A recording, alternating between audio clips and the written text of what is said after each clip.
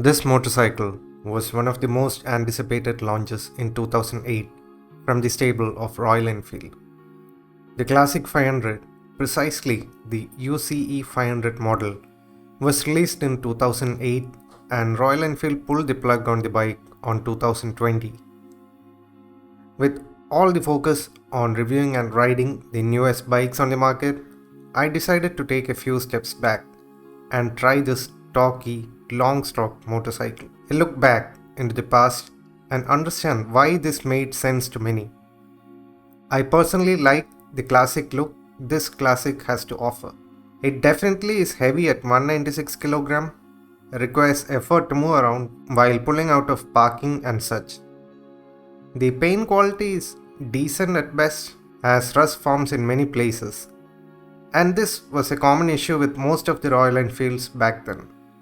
The lack of a fuel indicator is a blunderous omission in my opinion. Once the fuel dips in the tank, you will be in a constant worry on how much more you could travel. I like the rider seat on this bike and I love those springs under the seat. It just feels nice to rest your bottoms on this seat. However, the pillion seat is a mockery with a useless rounded off narrow shape. I got this bike for almost a week to ride around, and that's how I formed this review. As a rider, you sit upright with a relaxed seating posture. The feeling is of sitting on top of the bike. Expect a lot of wind blast, maybe even slightly more than a street sport, as you sit nestled in them usually. The switchgear quality is decent, and in this particular unit, I face no issues like stuck keys, controls and such. The horn is loud enough to scare the shit out of people.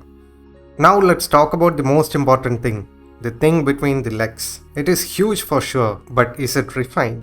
This huge engine is the perfect example for the saying, size doesn't matter. Always. Let's set aside all those fancy numbers and just talk about how it rides. While firing up the engine itself, there are vibrations present throughout the body of the bike. It's more lateral in nature, quite different from other brands. Once you get into the gear and start moving, you can feel the vibrations. But it's not so bad as many want you to believe, at least initially. However, it can get bad if you're pushing the bike. The engine just can't handle higher revs. It's quite astounding to me, to be honest. Even though the stroke is longer than the bore, it is not by much. The bore is 84 mm and the stroke is 90 mm. Compare this to a Gixxer 155, the figure stands at 56 mm bore and 62.9 mm stroke. The ratios are almost similar. But the Gixxer can rev. I've cited the example of Gixxer because I own one and the ratio is almost similar. The wider bore does make the engine powerful and you can feel it chugging you. One can feel the engine breathing and pulling in air. Sadly, I fail to understand why this humongous engine fails to rev. If any of you could explain, please leave a comment below.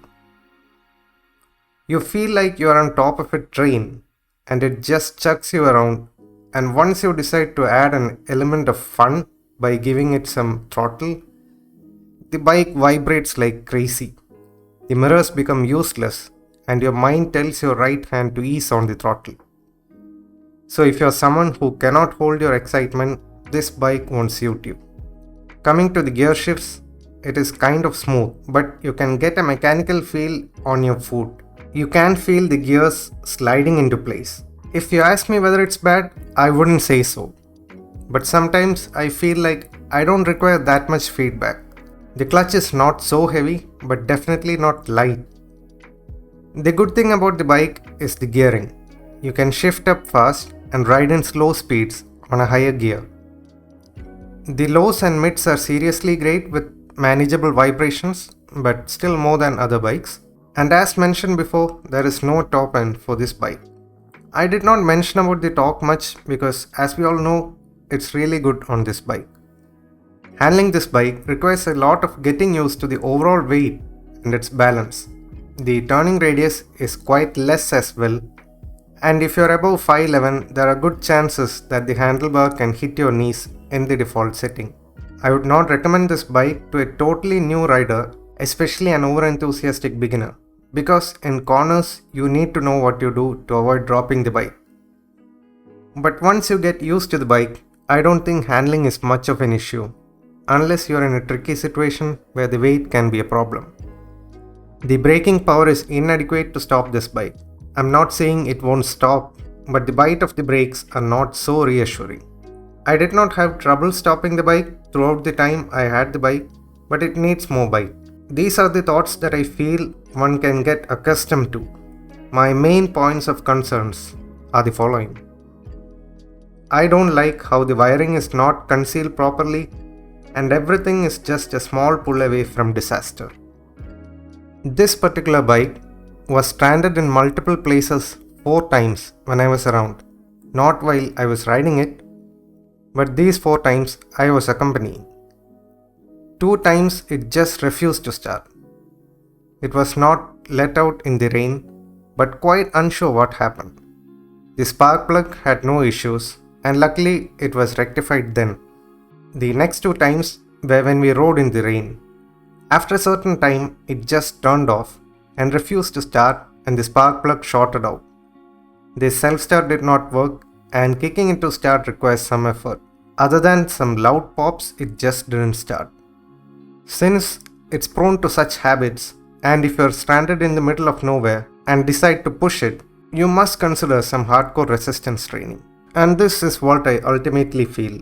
As much as this bike feels like a crappy effort from the stable of Royal Enfield, I can picture myself in a setting riding off in a lazy manner with a humming of soft, warm music in my head.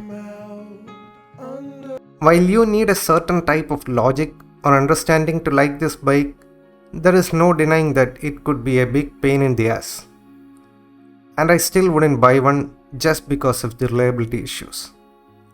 Unless you have high levels of patience and don't bother much about the issues or know a workaround for the common issues, I wouldn't recommend it too. Thank you for watching. Stay awesome and ride safe.